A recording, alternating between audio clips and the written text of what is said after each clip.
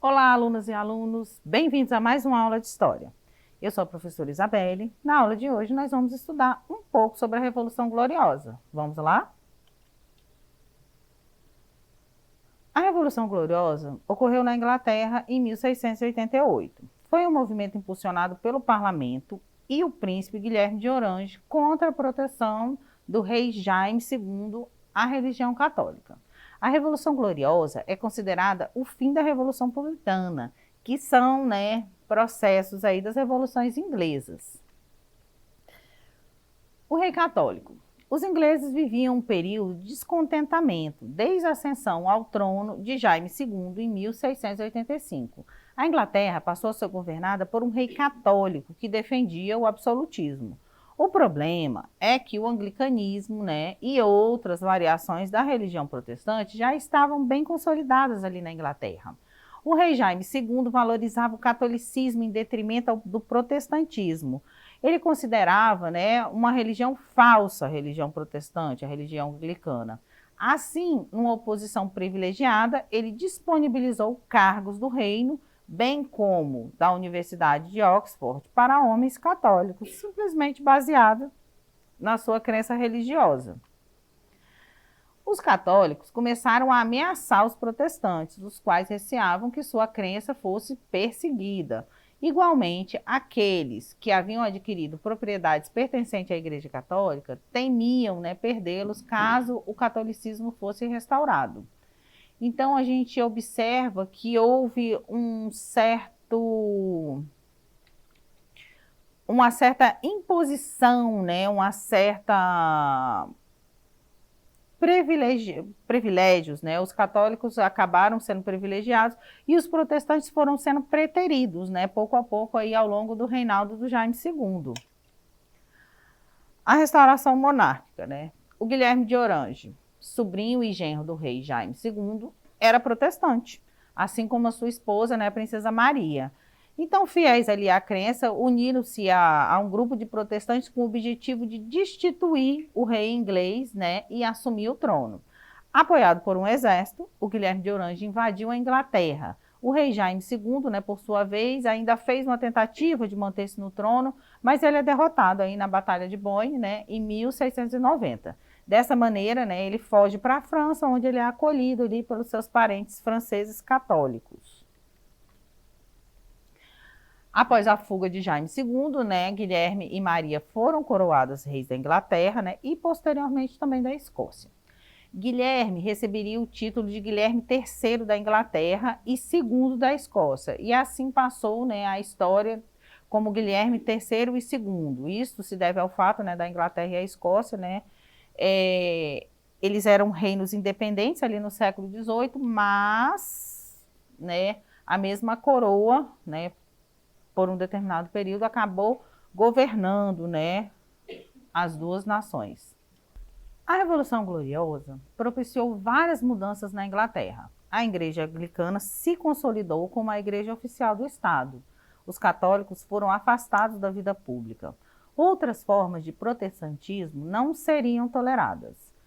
Igualmente, surgiu uma nova forma de governo, a chamada monarquia parlamentar, em detrimento do absolutismo. Desse modo, a aprovação do Bill of Rights, a Declaração de Direitos, um documento que garante o poder do parlamento frente ao soberano, veta aos católicos ascenderem ao trono e a posições privilegiadas. A Revolução Gloriosa possui duas características marcantes: a forma pacífica, como se desenvolveu, e o marco do fim do absolutismo na Inglaterra. Em decorrência do fim do absolutismo e a ascensão do poder da burguesia, algumas décadas depois, tem início ali no processo de Revolução Industrial Inglesa. Dessa maneira, se estabelece finalmente a supremacia burguesa.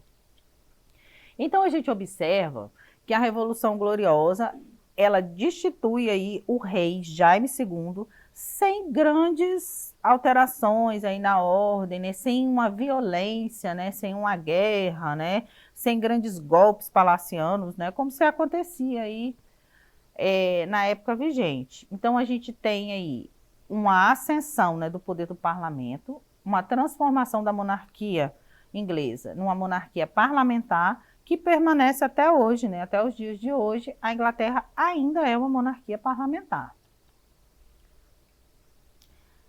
Vamos recapitular bem as causas da Revolução Gloriosa, né? Os parlamentares ingleses, né, questionando e se opondo aos direitos que integrantes da coroa usufruíam, o enfraquecimento de ações políticas empreendidas aí por Jaime II, né, para restaurar o absolutismo, a oposição dos protestantes que defendiam o parlamentarismo, né, chamado Whigs, conflitos entre protestantes e católicos durante o reinado de Jaime II, né, período compreendido entre 1685 e 1688, a união entre Tories, né, e Whigs, né, observadores, né, conservadores protestantes, contra a sucessão do Jaime II, né, por um herdeiro católico, pois o intuito, né, era a não continuidade do absolutismo e o fortalecimento da Igreja Católica.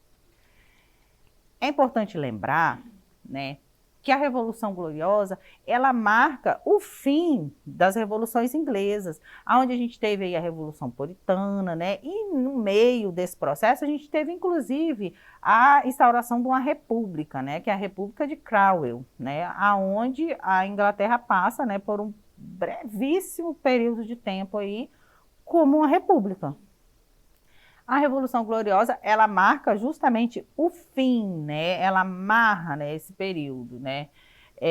Finalizando aí, dando fim de vez à Revolução Puritana, né? Instaurando o anglicanismo, né, como a religião oficial e, né, relegando ao parlamento esse papel de destaque que se mantém até hoje. As consequências da Revolução Gloriosa, quais foram, né? Primeiro, a queda do Jaime II, né, do trono da Inglaterra, que é substituída aí pela Rainha Maria II, né, e seu esposo Guilherme de Orange, né, que governou de fato. A derrubada do absolutismo inglês, que é substituído pela monarquia parlamentar constitucional. O poder monárquico, né, controlado e fiscalizado pelo parlamento, né, que obteve aí uma superioridade em relação à coroa britânica. O aumento do poder da burguesia, né, que dominava o parlamento britânico. E esse, né, foi amplamente favorável para estabelecer as bases políticas e econômicas, né, para a futura Revolução Industrial aí na Inglaterra. A Igreja Anglicana, né, consolidada como oficial do Estado, né, os católicos afastados da vida pública, a criação da Declaração de Direitos, né, de 1689, né, um documento elaborado pelo parlamento inglês, que estabelecia a superioridade do parlamento sobre o rei, né, e além disso, né, esse documento garante, né, ali na Inglaterra, a propriedade privada, né, estabelece limites, né, para a cobrança de impostos, além dos direitos, né, para os cidadãos. Dois pontos importantes, né, foram, né, o poder do parlamento frente ao soberano e o veto aos católicos, a ascensão ao trono, né, em posições privilegiadas.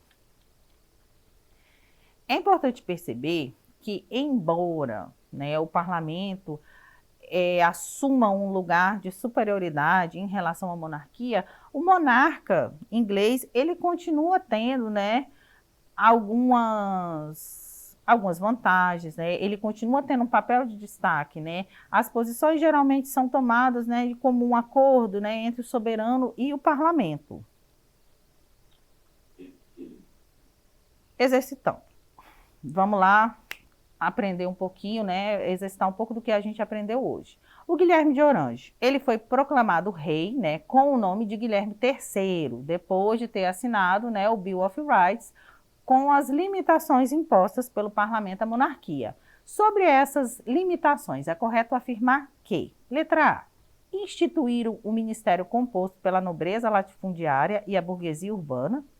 Letra B, instituíram o anglicanismo como religião oficial da Inglaterra e a tolerância a todos os cultos, o que foi confirmado pelo rei, apesar de ele, né, ser um católico extremado. Letra C, combatiam a liberdade de imprensa, a liberdade individual e a propriedade privada. Ou letra D, configuraram um conjunto de medidas que acabou por substituir a monarquia absoluta vigente por uma monarquia constitucional. Pensando aí um pouquinho na resposta.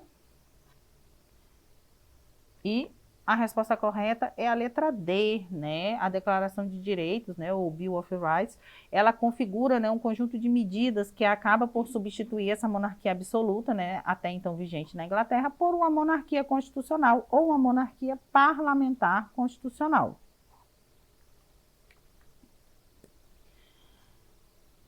Vamos lá, mais uma questão. O Bill of Rights, ou a Declaração de Direitos, ela foi um conjunto de leis aceita por Guilherme de Orange para assumir o trono inglês após a Revolução Gloriosa. Dentre as suas determinações, não está contida: letra A formação de um exército permanente sem autorização do parlamento. Letra B, a superioridade da autoridade do parlamento sobre o rei.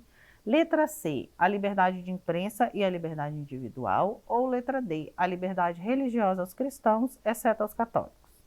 Pensando um pouquinho na resposta, é a letra D, né? Não está contido ali no Bill of Rights a liberdade religiosa aos cristãos, né? Exceto aos católicos.